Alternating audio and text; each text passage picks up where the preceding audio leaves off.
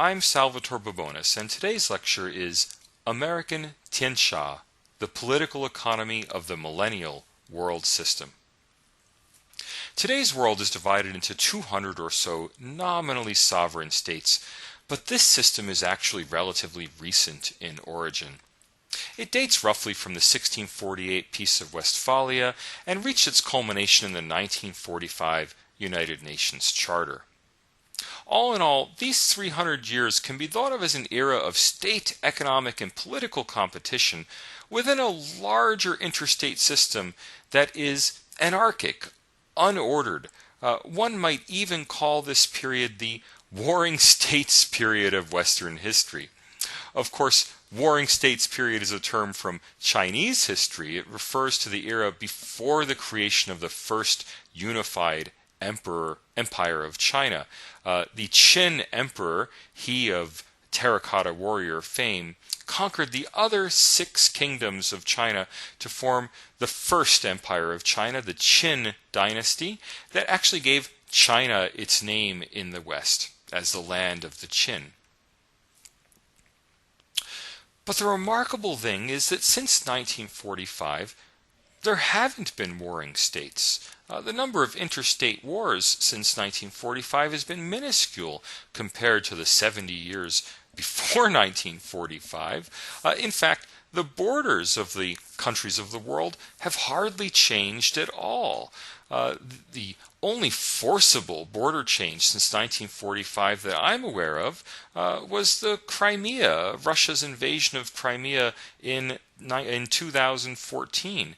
Before that, there had been nearly 70 years of no substantial changes in borders as a result of interstate wars.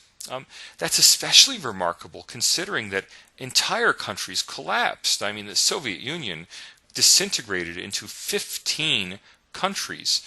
Yugoslavia disintegrated. Czechoslovakia fell apart. East and West Germany unified.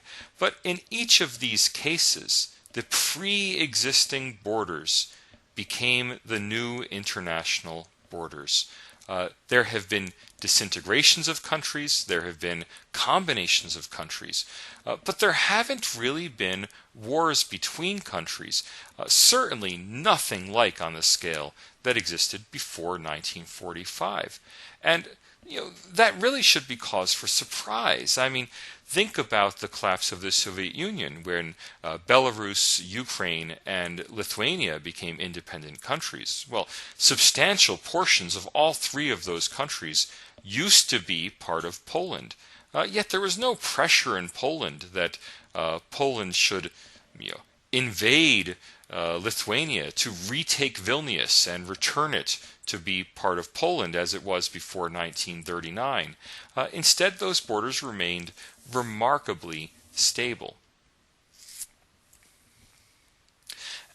And I'd like to suggest that the reason they have is that in the Third Millennium, the world system no longer consists of competing peer states constantly at war with each other. It consists of a single central state, the United States, which is surrounded by a variety of allies, dependencies, and enemies that all have as their primary international relation their relationship to the United States. Now, once again, using a Chinese analogy, this is not the first time in world history that this has occurred. In fact, the very word for China in Chinese is Zhongguo, which means literally central state, or often translated into English as the Middle Kingdom. Central state systems have existed before, and I think they're coming to exist again. To make my point, I'll start by talking about historical types of world systems, but then focus on the American system as a kind of world empire, but then introduce the Tianxia concept, the Chinese concept of all under heaven that I think applies to the contemporary central state system centered on the United States. I'll then discuss what that means for sovereignty and changes in the nature of sovereignty since the turn of the millennium.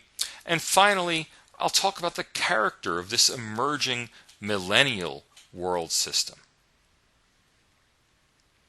First, types of world systems. World systems analysis is a structuralist approach to analyzing the world in terms of dominant social systems. We usually talk about societies as having three kinds of systems: cultural systems, economic systems, and political systems that, taken all together, form the social system of a society.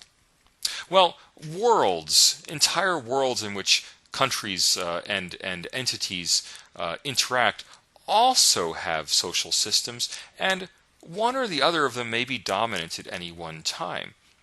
A world in which the cultural system is dominant is known as a world culture. So if you think about Native American confederacies or Aboriginal Australian polities, these were systems, social systems, systems of societies that were ruled by cultural values and cultural rules of exchange. The Native American potlatch system was one tribe exchanging with another tribe through customary means, leaving unwanted excess materials for others to use as a way of gaining prestige, having nothing to do with global markets and exchange for money, or with empires and taxation and conquest. Right. So the cultural system was the dominant system in these kinds of small-scale human hunter-gatherer systems.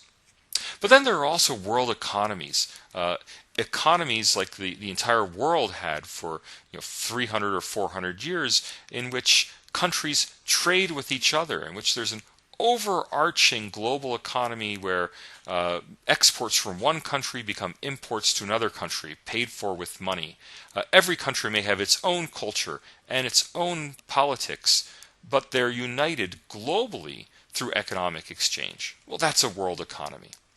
But we've also had world empires. The paradigmatic case is the Roman Empire, which controlled the entire Mediterranean basin. So the entire world that they lived in was subsumed within a single political entity.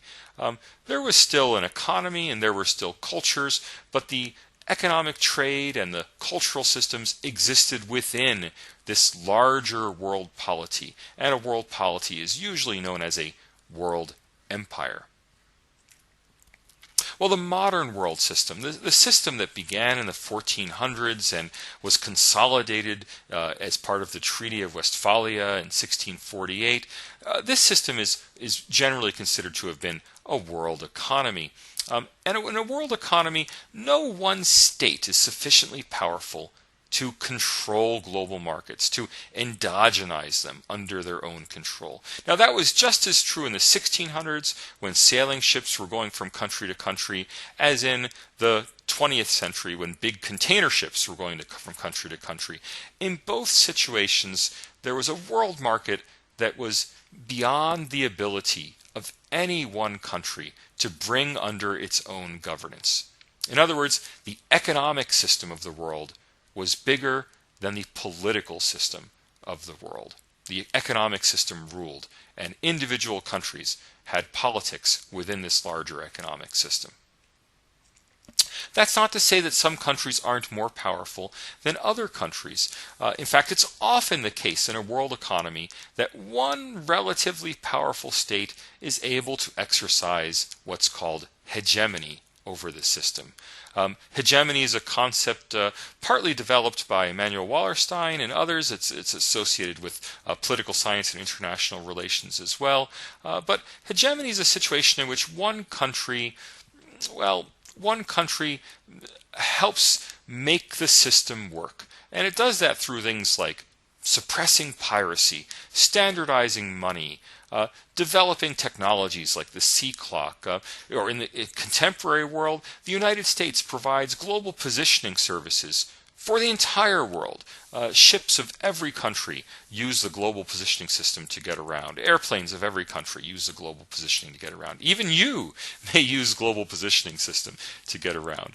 Well, hegemonic states like ancient Athens and ancient Rome, or Spain in the 1600s, or the United Kingdom in the Pax Britannica, or the United States today, hegemonic states use free trade, open markets, and rule of law in order to promote an open trading system that benefits not only them, but the entire world.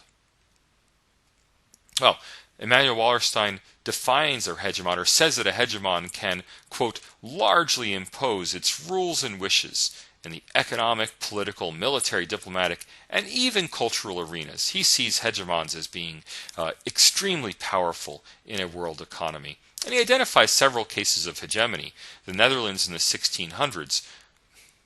But seriously? I mean, the Netherlands may have been a powerful trading country in the 1600s and the banking center of Europe, but did the Netherlands impose its rules and wishes on the entire world? I mean, were people speaking Dutch in China? I really don't think so.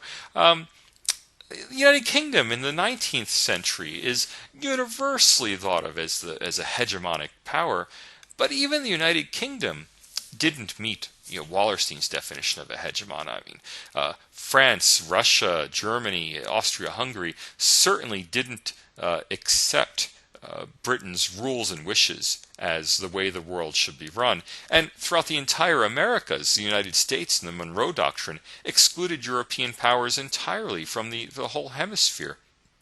The clearest case seems to be the United States. After World War II, the United States had unrivaled economic power in the world, and of course, originally it was the only country to have the atomic bomb. But how long did that last?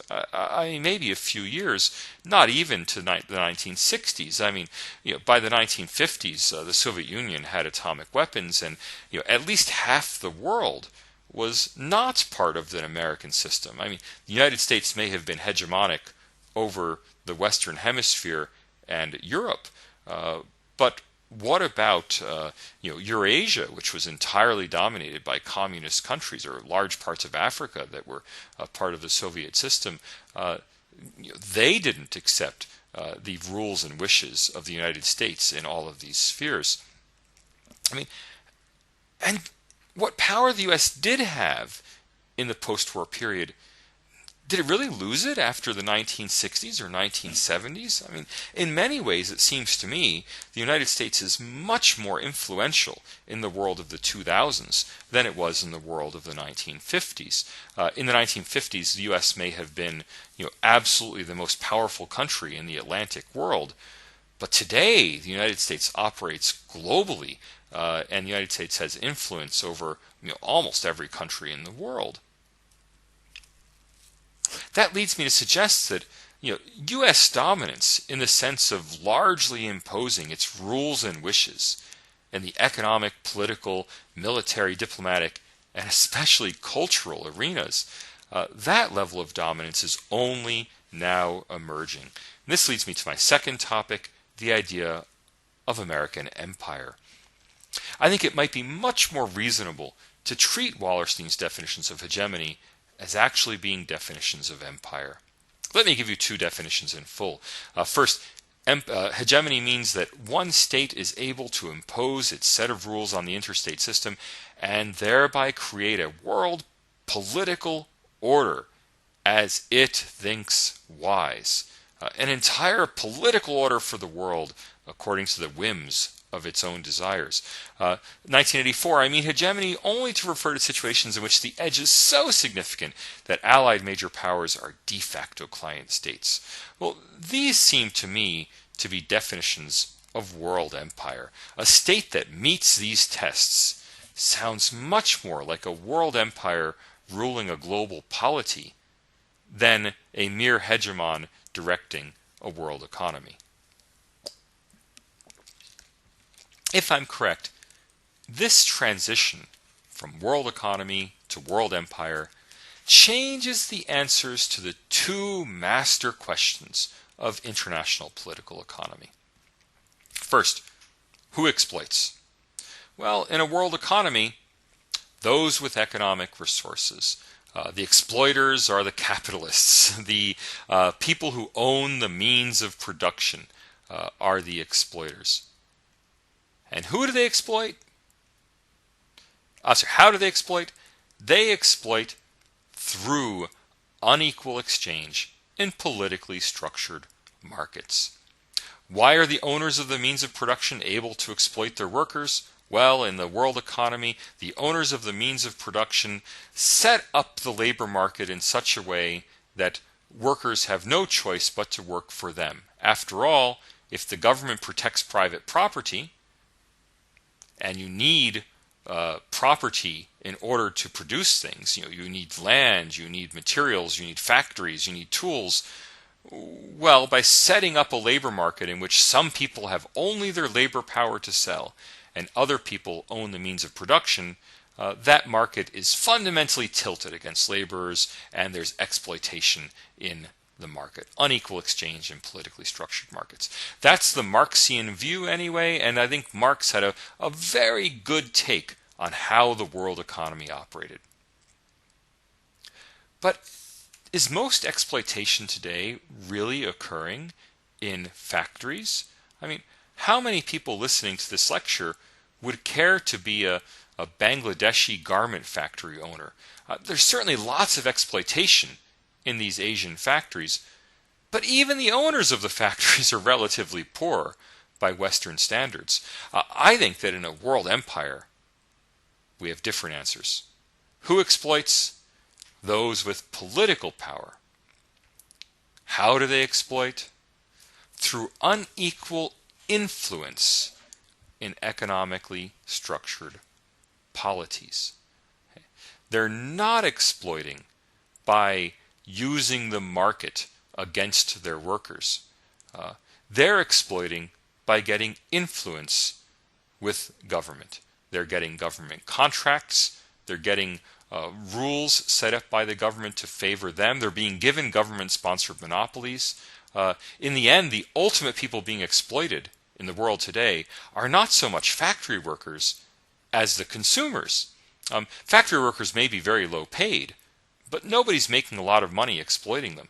Where people are making a lot of money is by overcharging consumers because they have monopolies, because they have government-protected patents, because they have intellectual property rights.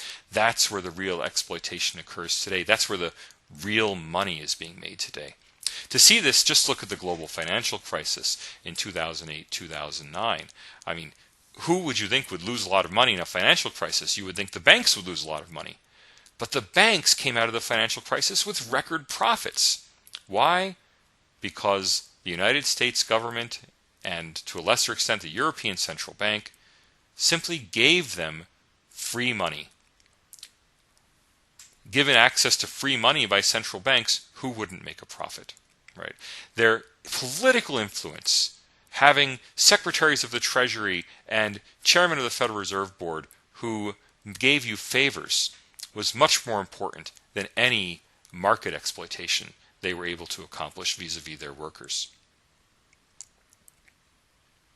Well, in this new world empire, a state is sufficiently powerful to control the market. That's why this locus of exploitation has changed, because there is one state that is sufficiently powerful to take global markets and bring them under control. And that one state is obviously the United States of America. The endogenization of global markets under American political control is reflected in the increasing preponderance of non-market regimes of accumulations. The people making big money are not making profits in a market. They're extracting rents outside the market. And for Adam Smith, this would be the death of capitalism. Here's the tomb of Adam Smith. It may as well be the tomb of capitalism, because Adam Smith was adamant that the biggest threat to capitalism was the threat of monopoly, the threat of rent seekers undermining the economy of people who are actually producing for trade and profit. Well, look at who's making the money now. Extraordinary rewards aren't going to the owners of companies. It's not us who own stocks through our mutual funds who are making the big money. The big money is going to the managers of companies, the people who've set things up so that they can't even be fired by the owners of the company. So, shareholders who theoretically own the means of production are not able to exploit anybody. They're exploited by their own managers because shareholders don't even have the political right to fire their own CEOs. CEOs essentially appoint their own boards, appoint their own compensation committees, and are almost impossible to remove.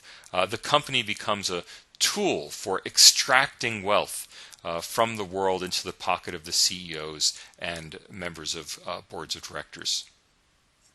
Similarly, banks aren't making tons of money. Now, when I say banks, I mean organizations that take in deposits and make loans. That's not a big money-making business. The big money-making business are hedge funds, private equity firms, the venture capital firms, the organizations that are operating outside the market, that are looking for political favors to get them inside deals that make them massive returns. No one makes massive returns in the market. People make massive returns by being outside the market. And the top industries in the world are mostly focused on intellectual property of some kind. They're focused on a grant from the government. I mean, what is intellectual property? Intellectual property is a grant from the government that you have exclusive use of a product or a service or a trademark or an invention. It's the granting of exclusive use that makes tons of money, not innovation. Companies like, to go down the list, Microsoft, Apple, Facebook, left and right, they simply buy up competitors. All of those super innovative tech companies very rarely have the opportunity to challenge these giants. Instead, they make some money and then they get bought by one of those giants and close down, because these giants don't want the competition for their intellectual property. Amazon, and of course the ultimate sinecure earner, the ultimate organization sitting on massive intellectual property, Google with its search algorithm, is a monopolist protected by the US government that essentially owns the internet of the entire world. Now, Google does a great job at search, but every time someone comes up with a better way to do something, Google simply uses its massive store of money to either buy them and put them out of business or buy them and incorporate them into Google. As a result, there is no competition for Google. Well, it may seem like a stretch, but ultimately, all this has been made possible by the disintegration of the Soviet Union in 1991. When the Soviet Union was still around, there was a competing system out there. I mean, if anyone didn't like the Western system, they could join the Soviet system. And many countries did join the Soviet system. I mean, we know many countries were forced to join it after 1945, but all across the developing world, lots of countries and lots of people inside countries turned to the Soviet Union and to a lesser extent to China for support against an American-dominated system. American companies may have been dominant in the United States, but they were unable to dominate the world because the United States had to compete with other powers out in the world. Well, the collapse of the Soviet Union in 1991 made the United States an empire in potential. After 1991, the United States had the power, the ability to control the entire global market in every market conceivable. But at first it didn't take advantage of that capability. In the 1990s, the U.S. pursued a policy of multilateralism, of cooperation with other countries, the creation of organizations like the World Trade Organization. That's an incredibly democratic organization that any country can join and all countries have an equal say in. The 1990s were a period of U.S. multilateralism in the world. But that didn't last long. The empire in potential quickly became an empire in practice. After the September 11th attacks, President George W. Bush put it best. He said, quote, You are either with us or against us. And that has been the master narrative of American empire ever since. Now, many people may not believe that the United States has this kind of power in the world, but I'm telling you, the United States is uniquely dominant in the history of the world. We've gotten so accustomed to it that maybe we forget about it. But the global imperial system of the United States dwarfs the power, the preponderance of power of any system that has ever existed anywhere in the world before. And, let me just go through it. I mean, some people say that, well, the U.S. economy was bigger in the 1950s and now it's only, a little over 20% of global economic activity.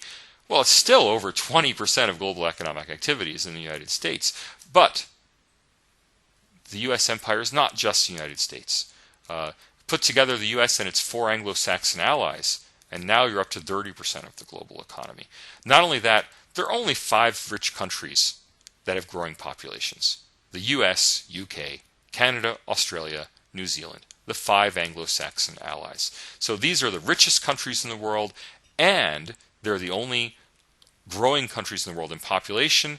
They're also the only 5 countries that attract skilled and rich migrants from around the world. Continental European countries are hollowing out as their skill bases move to Anglo-Saxon countries, primarily to the United States. But despite that fact, even those countries are part of an American system. It's not like Germany, France, and Japan are opposing the United States in the world. They're part of the American system. Of course, American military supremacy is overwhelming. The U.S. and its Anglo-Saxon allies monitor essentially all global communications. That is unprecedented in the history of the world. And then, of course, it's not just the U.S. and its English-speaking allies, but there's NATO in Western Europe, Japan, Korea, Australia, New Zealand, and East Asia. Between the two of these, the American empire bookends the Eurasian continent. And if you don't believe that that's perceived as an American empire, just read Russian and Chinese authors who feel like Russia and China are completely trapped by American power on both ends of the Eurasian continent. And then in between those two ends, the U.S. military operates at will across an enormous swath of the Middle East, Sub-Saharan Africa, Northern Africa, Central Asia, parts of South Asia. The U.S. military just does whatever it wants in those countries, usually with the acquiescence of those countries' governments. Then there's the drone strikes, the economic sanctions, effective control of multilateral institutions like the United Nations Security Council, the World Bank, the IMF, the OECD, the World Health Organization, you name it, all under U.S. control, etc., etc. I would go so far as to say that the United States constitutes a world state. And to support that, let me turn to the most commonly cited definition of a state. Max Weber, the German sociologist, defined a state as a human community that, his parentheses, successfully, claims the monopoly of the legitimate use of physical force within a given territory. And emphasize there the word legitimate. Other countries use physical force, but their use of force is automatically defined as illegitimate. Consider Russia's invasion of Crimea. Nobody has accepted that as a legitimate act. Even Russia's sometime ally, China, has not accepted that as a legitimate act on the part of Russia. Consider Islamic State. Islamic State claims to be the new caliphate, but who accepts the Islamic State as a legitimate force in world affairs? Look at China's island building in the South China Sea. China is able to use force against its weaker neighbors in the Philippines, Vietnam, and Malaysia. But nobody accepts China's use of force in the South China Sea as a legitimate use of force. Only American use of force, or use of force sanctioned by the United States, is considered legitimate in the international community. When Iraq invaded Iran, that was illegitimate. When Iraq invaded Kuwait, that was illegitimate. But when the United States invaded Iraq, twice, Well, there were protests the second time, but there were not countries condemning the United States. No country imposed sanctions on the United States. No country kicked out American military forces because America had invaded Iraq. American actions were broadly considered legitimate by the powers that matter in the world. Is the United States then a true world empire? Is it a world state in the sense that it sets the rules that govern the entire world? Well, perhaps a better term comes from Chinese intellectual history. The word empire is loaded with meaning in English, and people think all sorts of different things when they use the word empire. A lot of people ask, how can it be an empire? Where's the emperor? Or how can it be an empire? It doesn't annex territories. So maybe we need to get away from the word empire. I've already said that the United States is a central state in a central state system, much like China was a central state in the East Asian system previous to the 19th century. Well, maybe we should use a Chinese word to describe that system. Tianxia. Tianxia literally means all under heaven. It's a Confucian concept that refers to the harmonious ordering of the world under a single authority that possesses the quote-unquote mandate of heaven. In this worldview, civilization itself was equated with acceptance of the dominance and governance principles of the central state, in those days, China. Now, all we really have to do is modernize the language here a little bit. Instead of mandate of heaven, let's think of it as legitimacy. The Tianxia is a Confucian concept that refers to a harmonious ordering of the world under a single authority that possesses legitimacy. Well, that single authority is the United States, and the harmoniousness is evident from the almost total lack of border changes in the world since 1945. The American Tianxia as a concept was coined by the eminent world historian Wang Gungwu, who used American Tianxia as threw it out there as a term, saying that, in writing about the Chinese Tianxia, he said we could perhaps think of the contemporary world as a kind of American Tianxia. But I'd like to take Wang's term much farther. I'd like to say that the American Tianxia is a civilization. It is equated with the acceptance of capitalist liberal democracy as the only legitimate model of society.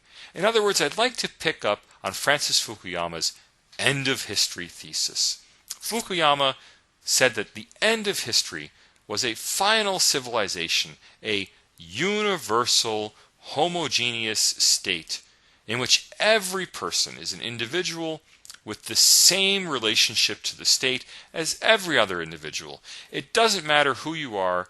In a capitalist, liberal democracy, everyone has the same rights, everyone has the same money, and when people go to buy something, my money is as good as your money.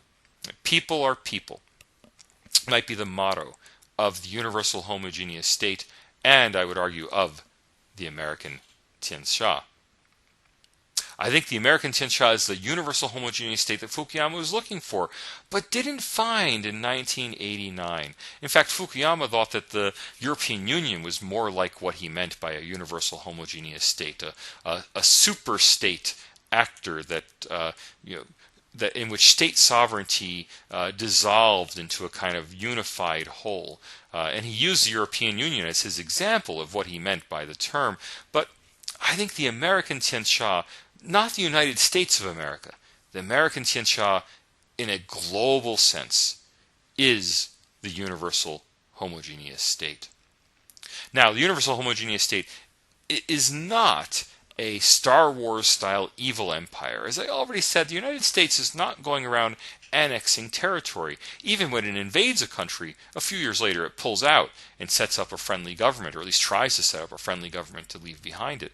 But the days of the United States invading and annexing the lands of Native Americans and Mexico, that era is long since gone. Instead, again, we have a model that's a lot more like classical, or like Ming and Qing China in the 1400s through the early 1800s. A world in which there's a single central state with a civilization, in China's case Confucianism, in America's case liberal democracy, that is broadly accepted by its neighbors, and a state that's very active, as China was sending out its treasure fleets, very active in trying to convince the other countries of the world to accept the legitimacy and accept the suzerainty of this central state over the rest of the world. Now, the American Tianxia as a worldview emanates from this American central state, but ultimately embraces all of the quote-unquote civilized nations of the world. And I use that word civilized advisedly. By definition, a country that does not accept the overarching American Tianxia is not a civilized country. Look at North Korea. Look at Myanmar before its recent opening. The rejection, look at Iran before the nuclear deal. The rejection of American values and American ways of doing business is enough to brand a country as being barbaric, as being not really part of the civilized world. Large, relatively powerful states broadly acquiesce in the American Tianxia. The only large states that don't are Russia and sometimes China. But think of all the other major countries of the world. Brazil and India among the BRICS, but in South Africa, but also Germany, France, United Kingdom, Italy, Spain, the Netherlands. The major countries of the world are all on side. Even China, for all of its posturing, would never give up access to American markets. I mean, the whole country would go bankrupt if it wasn't able to export to the United States. Only Russia really is somewhat autarkic and isolated from the rest of the world, partly due to Western sanctions and partly due to its own inward-turned economy. But even in Russia, the country values access to the international financial system, and it relies on access to the international oil market. Even more so, corporations within Russia and China, never mind corporations in Europe, absolutely want access to the American financial system and to the global trading system that the United States has put in place. But most importantly, systematic incentives ensure that all individual people in the world, especially national elites, are co-opted into the universal homogeneous state. A small number of people absolutely hate the fact that they're forced into this, the bin Ladens of the world and the Islamic states of the world, and they strongly resist co-optation into America. But even they end up using Twitter and Facebook and becoming part of the larger American civilization. That is, even in trying to resist American civilization, people become part of it. Now, the elites of countries absolutely embrace it. They want their children to go to Harvard, Yale, and Stanford. They themselves want to attend American business schools. In their own countries, they sponsor MBA programs modeled on U.S. MBA programs. There are private universities all around the world funded by local millionaires and billionaires designed to bring American educational approaches into their countries. National elites absolutely embrace American ways of running the world. And this leads to my fourth point, which is a change in the way countries are governed, resulting from the fact that national elites want to be American every bit as much as they want to be of their own country. This has the ultimate impact of diluting the sovereignty of all of these other countries of the world. Powerful elites of all nationalities are drawn to the imperial center, where they seek access to the political machinery of the American state. I think perhaps the most famous example of this is Rupert Murdoch, an Australian from South Australia, from Adelaide, who went first to London, but then ultimately to New York to become an American citizen, and found Fox News so that he could have influence over the world. He found that even running newspapers and TV stations in the United Kingdom was not a big enough stage to have influence in the world. Running a British newspaper only gave him influence in Britain. Running an American news channel gives him influence in the entire world. Whatever the nationality of birth, national elites face strong incentives to embrace American norms and enforce American policy priorities, even in their home countries. Now, this raises the question of, what does sovereignty mean? Can a country be really sovereign if its own political and economic elites embrace American goals as well as the goals that would be good for their own country, and maybe put American goals first? Here's the famous picture of a Chinese MBA graduate of Harvard Business School waving in the air the two things he presumably cares about most: the national flag of China and an American dollar bill. Right? He has two allegiances: an allegiance to China, but also an allegiance to the larger American Tianxia. Not to the United States of America as a specific country, but to the American system that runs the global economy.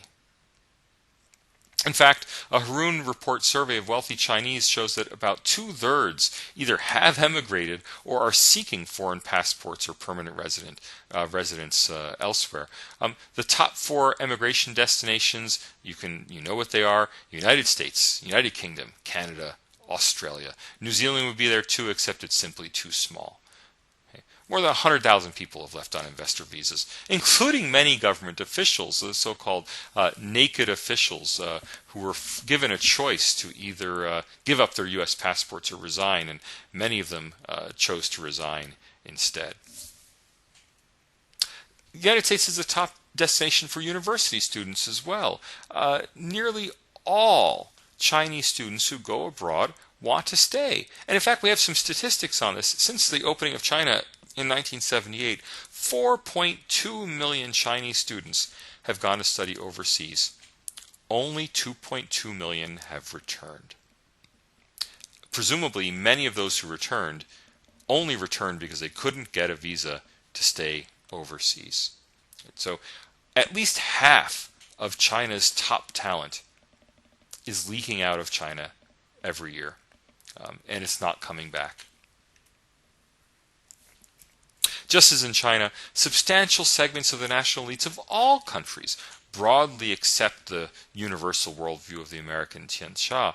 I would go so far as to say that large portions of the elite citizens in the developing countries of Africa, Latin America, and Eurasia even question the constitutional legitimacy of their own political institutions. Elites all over the developing world, whether it's Iran or Venezuela or Africa, question the very legitimacy, the very right to rule of their own governments.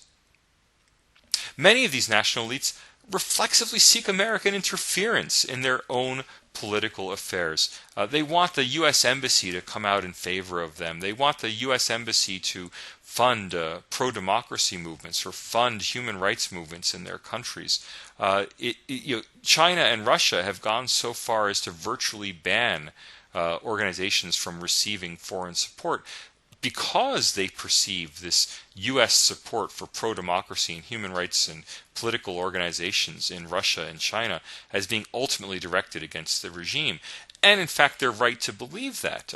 They look at Ukraine, where the Ukrainian revolution in 2013-2014, while not being directed by the United States, was accomplished by people who in the past had received funding, support, and encouragement from the United States.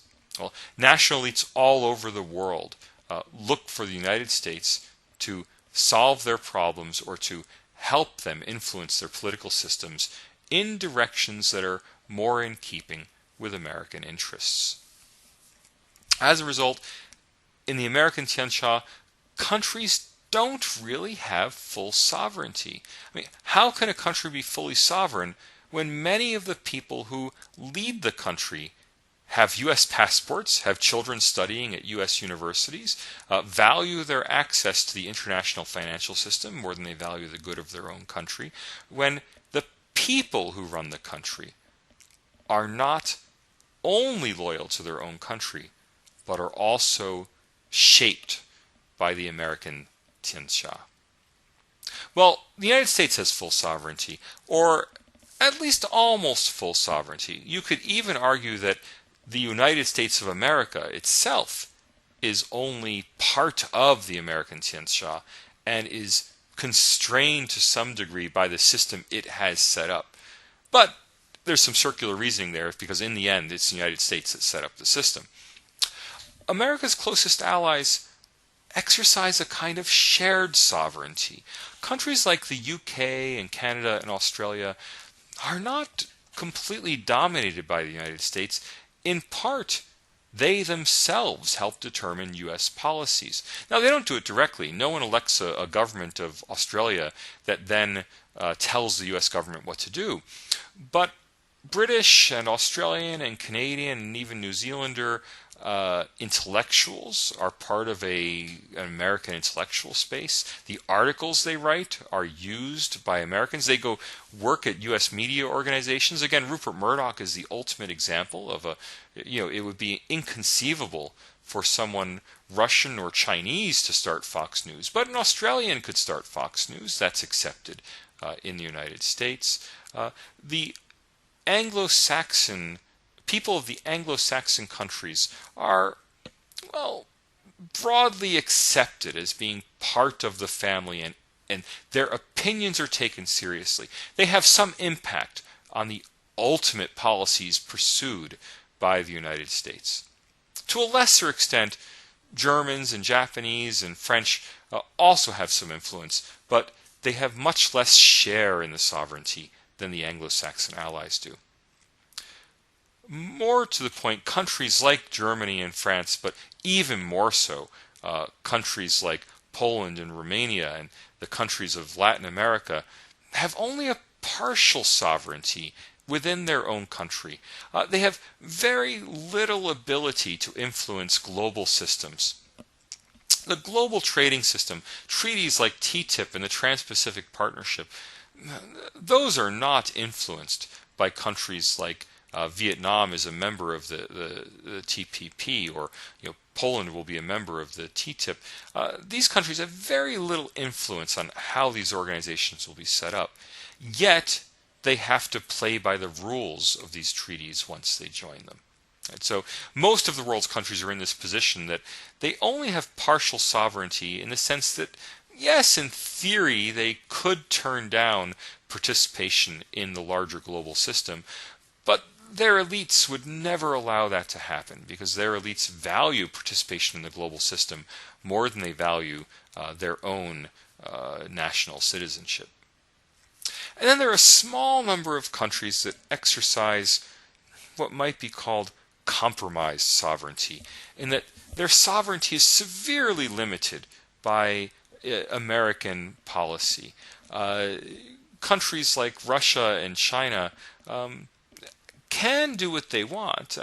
China is building islands in the South China Sea. Russia invaded Crimea. But they can do these things only at a very high cost. A literal cost in money, but also a cost in lost friends and other countries not wanting to work with them. It's possible for them to pursue their own sovereign actions, but very difficult. And this is especially true in their internal management of their economies. It is very difficult for them to set investment rules that contrast with American-formed global norms of how international investment will work. It's difficult for them to set up their economies in ways, or to regulate products in their economies in ways that conflict with American norms of regulation, because to do so would exclude them from global markets. And the companies and the rich individuals that run the economies of those countries value their access to the U.S. and global markets more than they value the ability to set regulations within their own countries.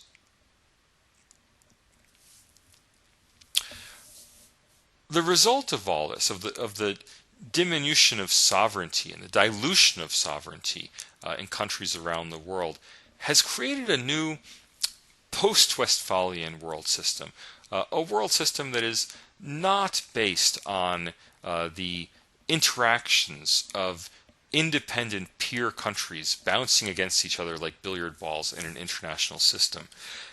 Instead, the international system has partly devolved down to the individual level. The postmodern individual is a citizen of the American Tianxia just as much as she or he is a citizen of his or her own country. So this new post-Westphalian world system is also in character a postmodern world system. Go back to the Peace of Westphalia in 1648. The fundamental principle that emerged out of Westphalia was non-interference, that each country would run its own affairs and that other countries would not interfere in the internal affairs of each other. If a country didn't like what another country was doing, it might declare war, it might attack the country, it might conquer the country, but it would not in peacetime interfere with the country. Countries reacted as billiard balls on a table. They impacted on each other, they moved each other, but they didn't change each other. That principle carried right through to the Treaty of Versailles that ended World War I. I mean, despite the comprehensive victory of the Western powers over Germany in World War I, the Western powers did not impose internal changes on the social structure of Germany. They didn't even impose those kind of changes in Austria-Hungary.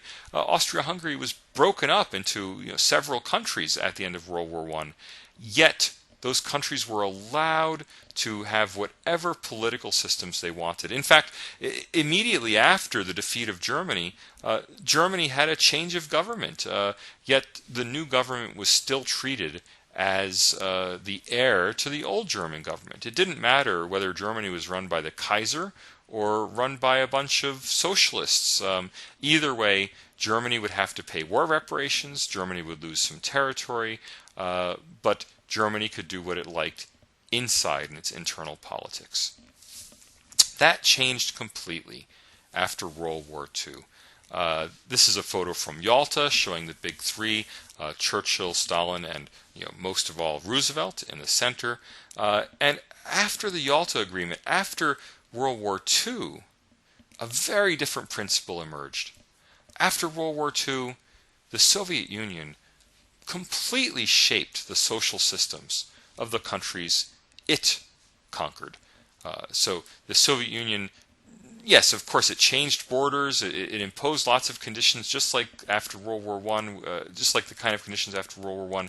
But it also insisted on continuing internal changes. The countries of Eastern Europe had to be communist.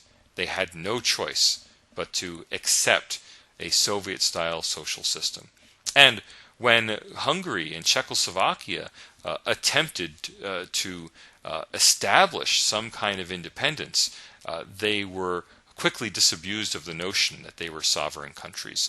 They were invaded by the Soviet Union and its allies and forced to re-accept the Soviet system.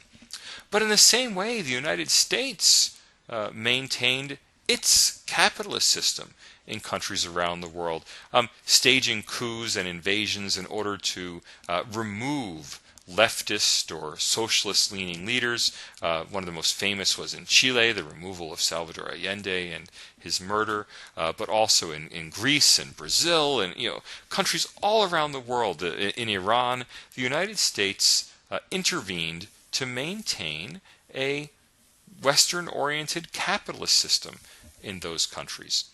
So this principle of non-intervention was completely eliminated, completely disregarded after the end of World War II. Instead, countries had their borders reified. The borders haven't changed since World War II. But now interventionism is not just accepted, it's expected. In other words, the modern era of state sovereignty under this principle of non-interference in internal affairs is gone. It's come to an end. In its place, postmodern diplomacy is actually focused on influencing the internal affairs of other countries. The postmodern era, in this sense, is fundamentally post-Westphalian. The whole point of diplomacy today is to change the way people inside countries think, whether it's Britain running a Cool Britannia campaign, or China founding Confucius institutes around the world, or the United States supporting pro-democracy movements in Russia, China, Ukraine, all over the post-Soviet sphere. All of these are efforts to change the internal politics of other countries. That's simply something that wasn't done before. Now the external borders are fixed, and the competition is over changing the way people think inside countries. And most of those people around the world, tacitly or explicitly, embrace an American world order as the kind of world they want to, or at least are willing to live in. Well, again, this echoes the situation of China in its central state system, where Confucianism was exported to neighboring countries as a way of thinking about the world. The Chinese way of thought and Chinese characters were exported to China's neighbors.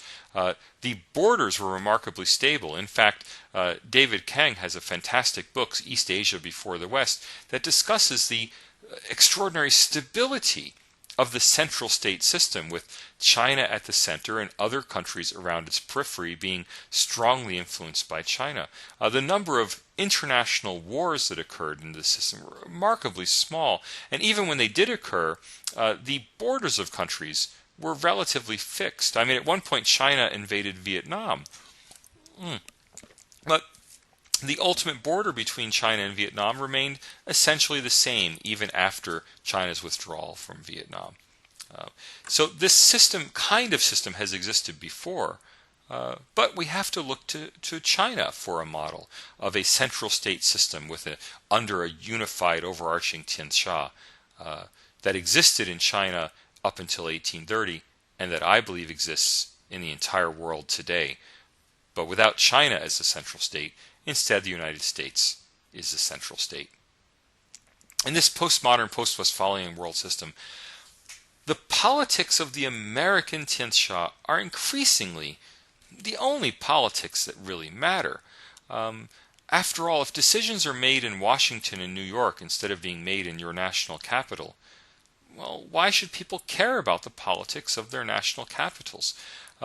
Instead, national politics are becoming increasingly irrelevant, and we're seeing the rise of post-political social movements like Nuit Debout in Paris and the anonymous hacker collective. These are social movements of resistance, not political movements seeking actual policies, but post-political movements in which people go out into the streets simply to express themselves, to say what they feel they think the world is or should be like, but without actually organizing into political parties to contest elections. And the reason they don't contest elections, I think, is they intuitively understand that contesting elections won't do any good. The policies are determined in advance by the overarching needs of the American Tianxia. So why bother contesting the election? In a way, even American politics is becoming post-political with the campaign of Donald Trump, which kind of represents the change from people thinking about politics as competition over policies to people thinking of politics as a spectacle of celebrity. Even in America, elections don't change politics very much because politics are being determined on a level above that of the political system. The American Tianxia may be indubitably American and centered in the United States as its central state, but it is not a direct American political entity running the world or even running the United States. The American Tianxia is something bigger than the United States, the country. And just as people in other countries have come to realize that their politics are irrelevant, perhaps Americans are starting to realize that their own politics are irrelevant as well.